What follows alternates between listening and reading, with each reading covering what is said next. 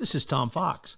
I'd like to welcome you to the newest addition to the Compliance Podcast Network, the Compliance Tip of the Day.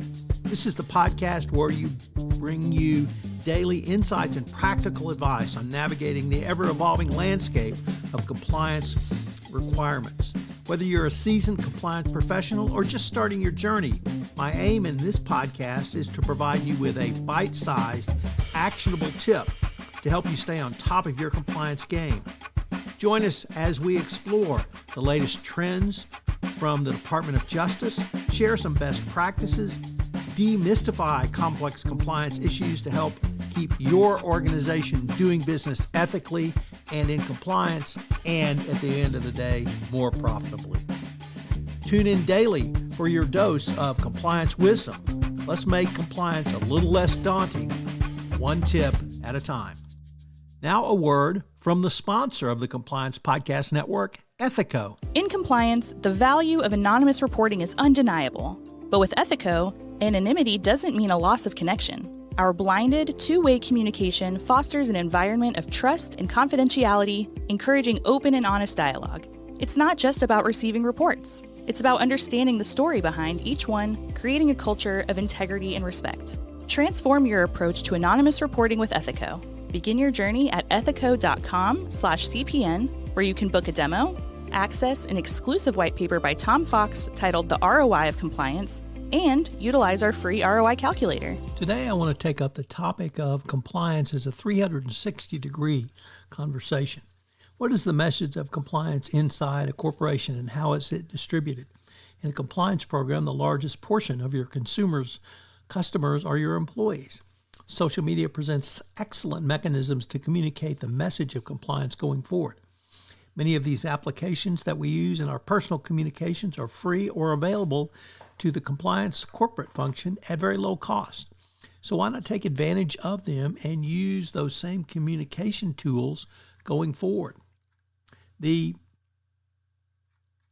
Some of the key elements of any role or compliance program is to, in their 360-degree communication, is let your employees know what you stand for. And this can start with your code of conduct, which is the foundation of an effective compliance program. Celebrate your employees' efforts. This means going beyond incentivizing financially. To me, this means celebrate in a public display of success.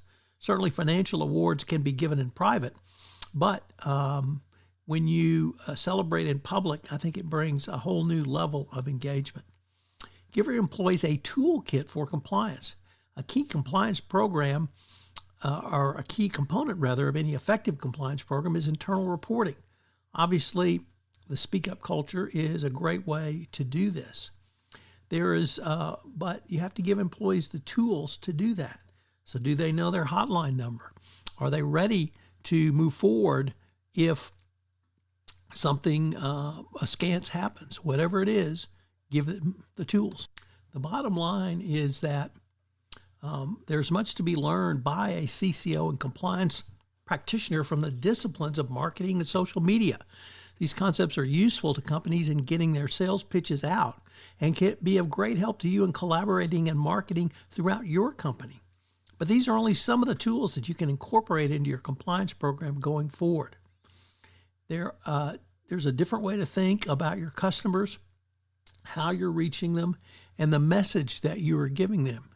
If you're too old to understand these tools or know how to use them effectively, well, get a millennial to help you. They would love to be a part of the conversation, and anything you can do to bring new people into your compliance program, well, that's obviously going to be more engagement. So get help from those who know how to use social media if you don't.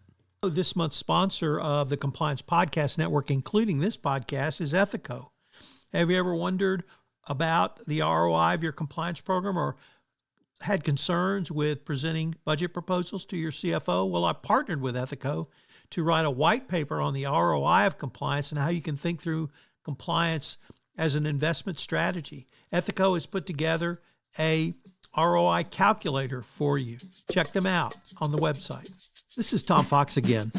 This new podcast, Compliance Tip of the Day, will appear daily. And frankly, it's one of the most requested topics for a podcast that I get on a regular basis. It's going to be short and sweet with one tip with some takeaways that you can utilize to implement into your compliance program.